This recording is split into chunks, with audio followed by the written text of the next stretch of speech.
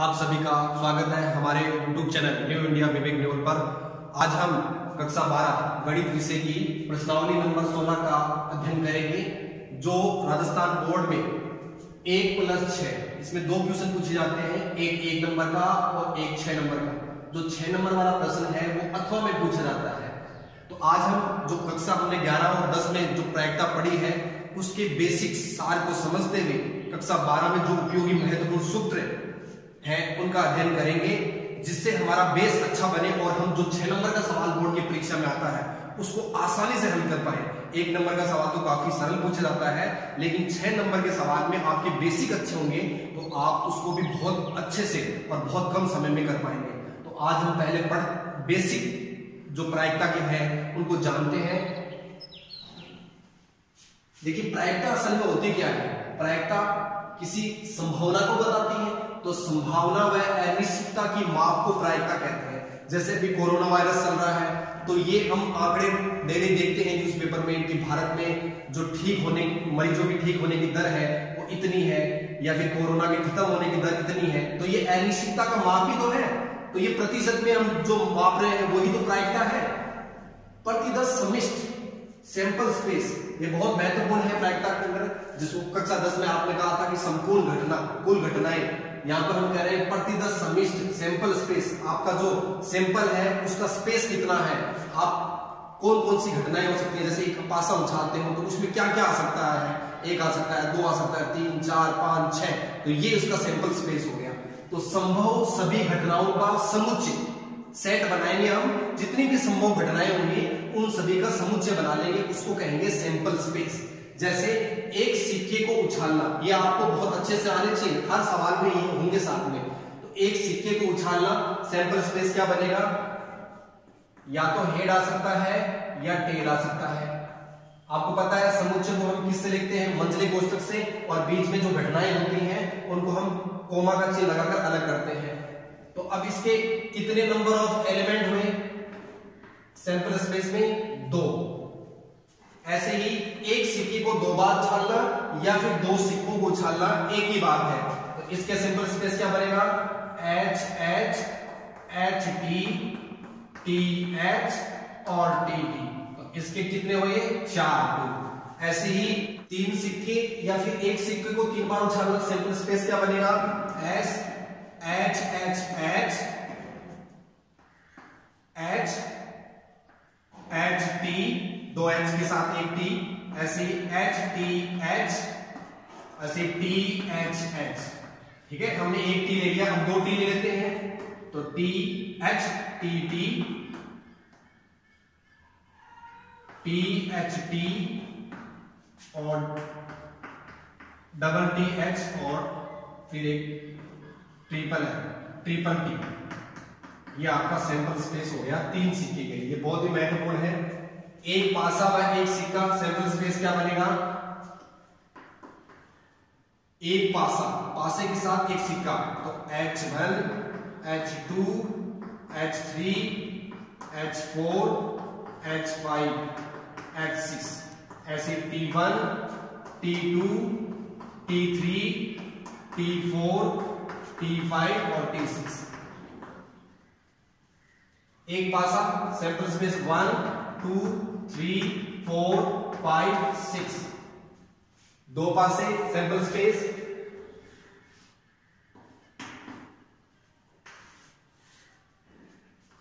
1 1 1 2 1 3 1 4 1 5 1 6। 2 के साथ 1 2 2 2 3 2 4 2 5 2 6। ऐसे 3 के साथ 1 3 2 3 3 3 4 3 5 3 6 4 1 4 2 4 3 4 4 4 5 4 6 5 1 5 2 5 3 5 4 5 5 और 5 6 6 1 6 2 6 3 6 4 6 5 और 6 6। देखिए फिर इनकी प्रायिकता की बात करते हैं। देखिए इसमें कितने सैंपल स्पेस है? 2। तो H के आने की प्रायिकता क्या होगी? 1/2। T के आने की प्रायिकता कितनी होगी? 1/2। एक सिक्के को 2 बार उछाल ले, इसमें कुल सैंपल स्पेस कितने हैं? 4। तो H के आने की प्रायिकता कितनी होगी? 1/4। इसमें प्रत्येक की 1/4 होगी।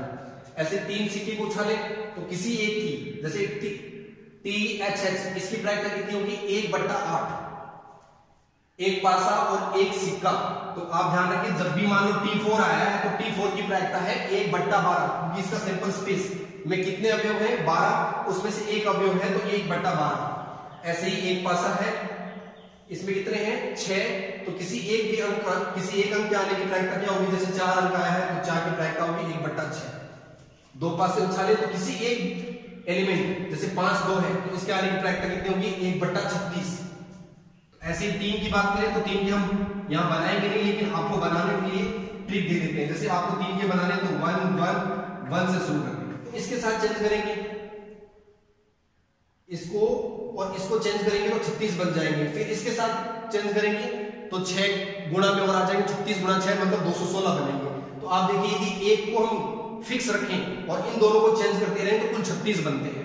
तो ये 2-3 प्रश्न आपकी किताब में हैं जिसमें 3 पासे एक साथ उछाले गए, तो आप ध्यान रहे तो कितने बनेंगे? 216। कहां तक जाएगा? 6 6 6 पर, तो कुल होंगे 216 बनेंगे। इसमें 36 बने, तो ये आपको ध्यान में रहे, ये आपके सैंपल स्पेस की बातें होंगी। देखिए ऐसे ही ताश के सवाल होते हैं बहुत सारे, तो ताश के बारे में आपकी बेसिक जानकारी होनी चाहिए। तो जो ताश की गड्डी होती है उसमें कुल पत्ते कितने होते हैं? 52 पत्ते होते हैं। उसको हम 2 कलर में होती है तो 2 कलर में बांट लेते हैं, एक तो काला और एक लाल। काला कलर है वो 2 समूह में बंटा होता है और ये भी 2 समूह में बंटा होता है। तो कुल कितने समूह में? 4 समूह होते हैं। तो काले में कौन सा? जैसे चीड़ी एक समूह है, उसके पास 13 पत्ते हो, चीड़ी की 13, और काला पान इसकी भी 13 पत्ते। ऐसे ही लाल पान, इसके भी 13 पत्ते, और इसके भी 13 पत्ते। तो कुल पत्ते कितने होंगे? 52। 4 समूह में बांट लिया हमने। और प्रत्येक समूह की बात करें तो इस समूह में कुल जो 13 पत्ते होंगे उसमें आप देखिए 2 3 4 5 6 7 8 9 10, ये कुल कितने पत्ते हुए? 9 पत्ते हुए, जिन पर अंक लिखा होता है। तो कुल अंक वाले पत्ते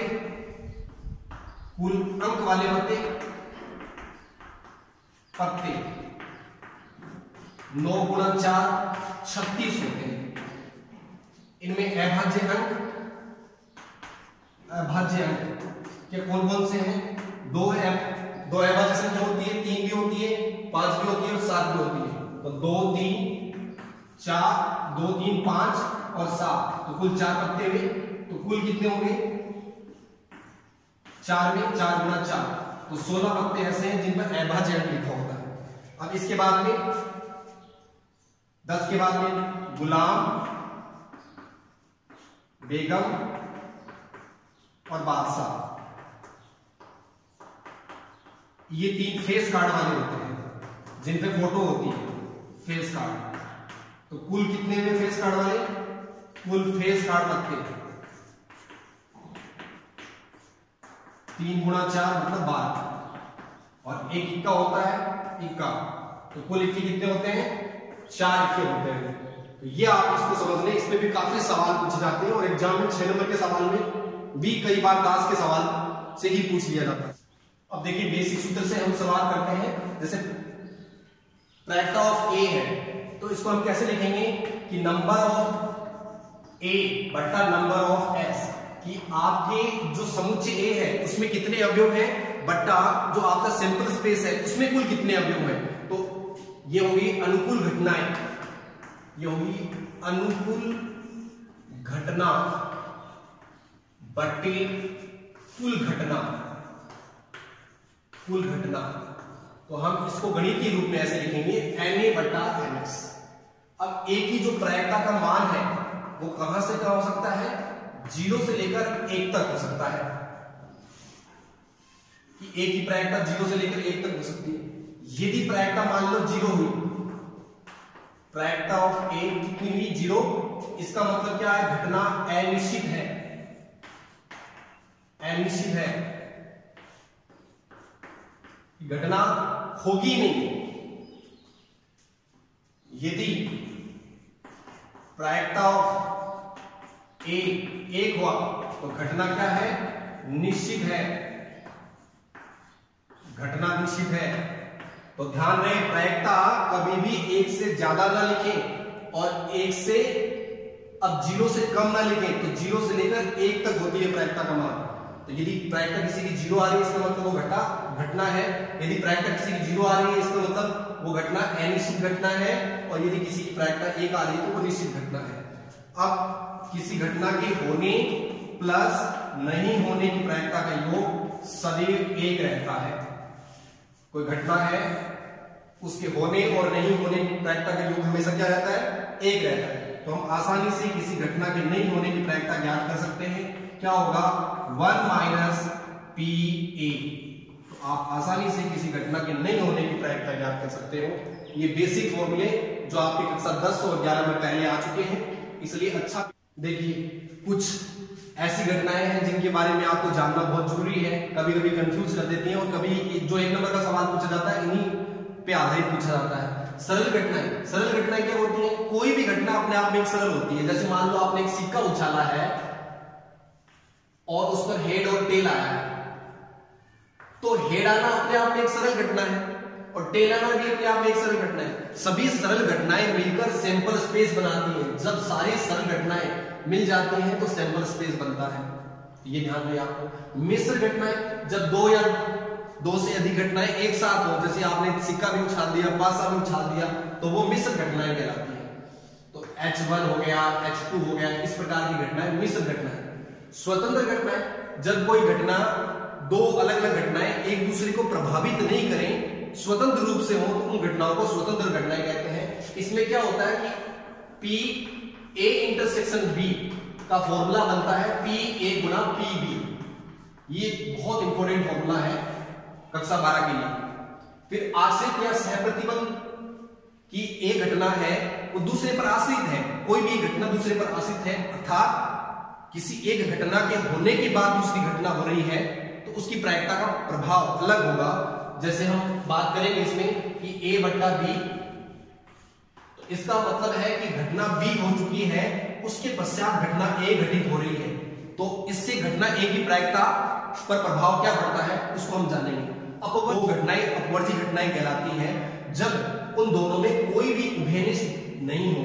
तो इसमें a इंटरसेक्शन b का क्या आएगा, 0 आएगा। ए इंटरसेक्शन बी की प्रायिकता हमेशा इसमें 0 रहेगी, इसमें कोई भी कॉमन नहीं होगा दोनों घटनाओं में, तो उनको अपवर्ती घटनाएं कहेंगे। तो ध्यान रहे, स्वतंत्र घटना और अपवर्ती घटना में कभी कभी कंफ्यूज हो जाते हैं। अपवर्ती घटना में पी ए इंटरसेक्शन बी का मान 0 आता है, जबकि स्वतंत्र घटना में ए इंटरसेक्शन बी बराबर पी ए गुना पी बी होता है। तो आप इन पांचों के बारे में अच्छे से जान लें। ये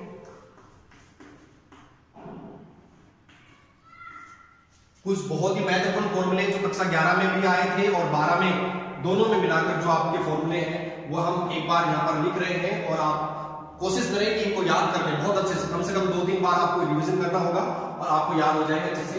तो प्रायिकता ऑफ ए यूनियन बी, इसको यूनियन बोलते हैं या फिर हिंदी में लिखते हैं या। तो P A plus P B minus P A intersection B, ये फॉर्मूला आपको ध्यान में रहे। ऐसे ही यदि उसको इधर ले आए, इसको इधर ले जाए, तो पी ए इंटरसेक्शन बी बराबर P A plus P B minus P A union B, ये फॉर्मूला बन गया। इसको बोलते हैं और, ये और हिंदी में बोला जाता है, इसलिए हम इंग्लिश में इंटरसेक्शन बोल देते हैं इसको। ऐसे ही पी ए बट्टा बी, पी ए बट्टा बी, तो पी ए बट्टा बी, तो पी ए इंटरसेक्शन बी बट्टा PB। ये भी बहुत महत्वपूर्ण प्रायिकता का फॉर्मूला है, सह प्रतिबंध प्रायिकता का। ध्यान रहे, घटना B होगी तो घटना B नीचे आएगा। यदि ऐसे होता कि PB बट्टा A, तो इसका फॉर्मूला बनता PA इंटरसेक्शन B। चाहे हम A इंटरसेक्शन B लिखें या B इंटरसेक्शन A लिखें, बराबर ही होता बट्टा PA। यही फॉर्मूला यदि ऐसे बन जाता, मान लो दो घटनाएं हैं, वो पहले ही संयुक्त है, फिर कोई तीसरी घटना हो रही है, तो कैसे लिखते इसको? ये A यूनियन B है, तो मान लो इसका फॉर्मूला क्या होता है? प्रायिकता ऑफ A यूनियन B, इसके साथ इंटरसेक्शन आता किसका? C का बट्टा प्रायिकता ऑफ C। तो ये बेसिक फॉर्मूले आपको ध्यान रहे। ये तीन महत्वपूर्ण और फॉर्मूले हैं, वो हम पढ़ते हैं। P A bar intersection B, तो फॉर्मूला की क्या बनेगा? इसको कैसे हम याद रखें अच्छे से? देखिए यहां पर देखिए, इसको समझने के लिए वेन आरेख से हम समझते हैं। ये A है, ये B है, ये A घटना B है, और A और B दो घटनाएं हैं। A नहीं, तो A नहीं मतलब A को छोड़ दो, A नहीं, तो ये और बाहर वाला जो भी जितना भी है, तो इसको कैसे लिखेंगे? देखो, A नहीं, इसका मतलब क्या है कि जो B है उसमें से क्या घट रहा है? A इंटरसेक्शन B घट रहा है। तो आपके आसानी से याद आ जाएगा PB minus PA intersection B। ऐसे इसी का अब कह रहा है कि A इंटरसेक्शन B नहीं, तो B नहीं, इसका मतलब आपको B को नहीं लेना, तो A का केवल A को लेना है, तो B को हमें छोड़ना पड़ेगा। तो हमें A में से कौन सा पार्ट घटाना पड़ेगा? A इंटरसेक्शन B वाला घटाना पड़ेगा। ऐसे ही यदि दोनों के बाद लग जाए, P A बार A नहीं, इंटरसेक्शन B नहीं, इसका मतलब A भी नहीं और B भी नहीं, A भी नहीं और B भी नहीं, A भी नहीं, B भी नहीं। अब ये टोटल जो होता है ये 1 होता है, क्योंकि प्रायिकता का अधिकतम मान कितना होता है? A। तो इसमें से हम ये वाला पार्ट पूरा घटा देंगे। ये क्या है? A union B। A union B है ये, तो एक में से A यूनियन B घटा देंगे, तो 1 माइनस PA यूनियन B। पर आपने जान रखा है कि PA प्लस PA बार बराबर 1 होता है। यदि PA बार निकालना है तो आप क्या लिखोगे? 1 माइनस PA। तो हम इसको ऐसे भी लिख सकते हैं, प्रायिकता ऑफ A यूनियन B और उस पूरे का बार। तो ऐसे भी इसको लिख सकते हैं हम आसानी से। तो ये भी तीन बहुत ही महत्वपूर्ण फॉर्मूले हैं, इन पे कई सवाल हैं, तो आप इनको अच्छे से याद कर लें, एक दो बार चित्र बना के याद कर लें, जिससे आप कभी नहीं भूलेंगे। ये आपके लिए वो काफी महत्वपूर्ण फॉर्मूले हैं। इसके अलावा कुछ और फॉर्मूले जो आपको काम आने हैं यहां पर, वो आपको बता देता हूं। एनसीआर का फॉर्मूला क्या होता है? n का फैक्टोरियल बट्टा r का फैक्टोरियल n माइनस r का फैक्टोरियल। ये एनसीआर का फॉर्मूला होता है, काफी इंपॉर्टेंट, आपका समय बचाएगा 6 नंबर के पेपर में। इसमें कुछ सीधे मान होते हैं इसके। NC0, NC0 कितना होता है? 1। आप इसको सरल कर सकते हो, क्योंकि 0 के फैक्टोरियल का मान 1 होता है। NC1, तो इसका मान n होगा। जैसे 5C1 आप सरल करोगे, 5C1 तो 5C1, तो क्या लिखोगे? 5 का फैक्टोरियल बट्टा r का मान कितना है? 1, तो 1 गुणा 5 माइनस 1, तो 4 का फैक्टोरियल। जब आप 5 के फैक्टोरियल को खोलोगे तो 5 गुणा 4 का फैक्टोरियल आएगा, और 4 का फैक्टोरियल नीचे है, तो 4 के फैक्टोरियल से 4 का फैक्टोरियल कट गया, तो 5 बचा, मतलब जो n है वो आ गया। ऐसे ही n-1, देखिए इधर से 1 और उधर से 1 पर जब हम प्रसार करते हैं तो दोनों तरफ के बराबर वाले स्थान वाले पर समान होते हैं, तो इसका मान भी n आएगा। और ऐसे ही NCN, इसका मान 1 आएगा। ये 4 मान बहुत ही महत्वपूर्ण है। इसके अलावा NCX बराबर NCY, यदि NCX बराबर NCY है, ये तभी संभव है जब x प्लस y का योग कितना होना है? n होना है। जैसे बहुत सारे मान आपको निकालने की जरूरत नहीं पड़ेगी। जैसे मान लो 5C2 है, तो 5c3 की भी वैल्यू वही होगी। क्यों? क्योंकि 2 और 3 मिलकर कितने हो रहे हैं 5, तो 5c2 की वैल्यू और 5c3 की वैल्यू एक जैसी होगी। तो ये भी आपको बहुत काम में लेने हैं प्रायिकता के अंदर। तो एनसीईआरटी के जितने भी ये फॉर्मूले हैं आप अच्छे से याद रखें, क्योंकि आपका समय बचाएगा और 6 नंबर के जो सवाल होते हैं उनमें समय बचाना बहुत ही महत्वपूर्ण होता है। तो ये प्रायिकता के जो बेसिक है उनको आप क्लियर करें, अच्छे से याद करें, 2-3 बार रिवीजन करें। रिवीजन बहुत ही महत्वपूर्ण है। छोटे सवाल तो बहुत इजी होते हैं 12वीं, जैसे घटनाएं स्वतंत्र है, तो घटनाएं स्वतंत्र है इसका मतलब क्या है?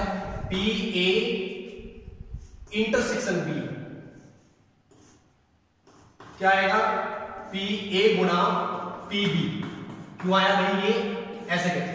तो देखिए आपने लिखा था पहले ए बट्टा बी लिखा था, तो क्या लिखा था आपने? ए बट्टा पी ए इंटरसेक्शन बी बट्टा पी बी। आप देखिए इसको गुणा कर लें, देखिए पी ए इंटरसेक्शन बी आपने गुणा कर दिया, तो ये आया पी बी गुणा पी ए बट्टा बी। यदि घटनाएं स्वतंत्र होती इसका मतलब बी के कारण ए प्रभावित नहीं होता, तो ये पी ए ही होता।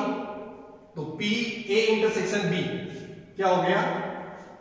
पी ए गुणा पी बी हो सकता स्वतंत्र घटना। इसको कहते हैं प्रायिकता का गुणन नियम। प्रायिकता का गुणन नियम, ध्यान रहे, इस पे भी 2-3 सवाल आपसे पूछे जाएंगे। ये प्रायिकता का गुणन नियम। यदि घटनाएं अपवर्जी हो, घटनाएं अपवर्जी हो, इसका मतलब है पी ए इंटरसेक्शन बी कितना आएगा? 0 आएगा। प्रायिकता यदि ऐसे लिखा हो number of A element A intersection B, मतलब ये क्या है? समुच्चय है। समुच्चय लिखा है उसमें कितने नंबर, तो हम 5 लिखते हैं, लेकिन प्रायिकता लिख रहे हैं तो प्रायिकता कितना होगा? 0। तो पी ए यूनियन बी का फॉर्मूला क्या बन जाएगा? P A plus P B, क्योंकि यहां वाला मान वो 0 हो गया। तो ये और महत्वपूर्ण फॉर्मूले इन पे 12वीं क्लास के बोर्ड में कम से कम 3 से 4 बार सवाल आया है पिछले सालों में। और 1 नंबर का सवाल है वो अधिकतर स्वतंत्र घटना या फिर अपवर्जी घटना साथ में देकर ही पूछा जाता है, क्योंकि बच्चे जो सामान्यतः ध्यान नहीं देते वो गलती कर बैठते हैं। और 6 नंबर का जो सवाल है वो इन सभी सूत्रों को अच्छे से आप पढ़ लेंगे तो बहुत आसान लगने लगेगा, क्योंकि प्रायिकता है वो 12वीं क्लास के जो सिलेबस में सबसे कठिन प्रश्नावलियों में से है। और इसका जो 6 नंबर का सवाल है वो कई बार बच्चों के 100 नंबर जो आने चाहिए मैथ में, जो काफी मेहनत करते हैं, साल भर मेहनत करते हैं, उन 100 नंबर के सपने को तोड़ देती है प्रायिकता। इसलिए यदि आपको प्रायिकता पर अच्छी पकड़ बनानी है तो आपको जो 16.1 और 16.2 में बेसिक फॉर्मूले हैं उन पे पकड़ बनानी पड़ेगी। धन्यवाद। चैनल को सब्सक्राइब करें और आप टेलीग्राम पर न्यू इंडिया विवेक विनोद ग्रुप को ज्वाइन कर सकते हैं, जहां से आपको ज्वाइन करें, जहां आपको पीडीएफ मिलेंगी जो यहां पर पढ़ाया जाता है, या फिर बुक है, या फिर जो एक्स्ट्रा सवाल है जो यहां पर संभव नहीं है, उन सभी की पीडीएफ आपको वहां पर उपलब्ध करवा दी जाएगी। तो आप टेलीग्राम ऐप को डाउनलोड कर लें प्ले स्टोर से और न्यू इंडिया विवेक विनोद ग्रुप को ज्वाइन करें, और वहां पर आपको पीडीएफ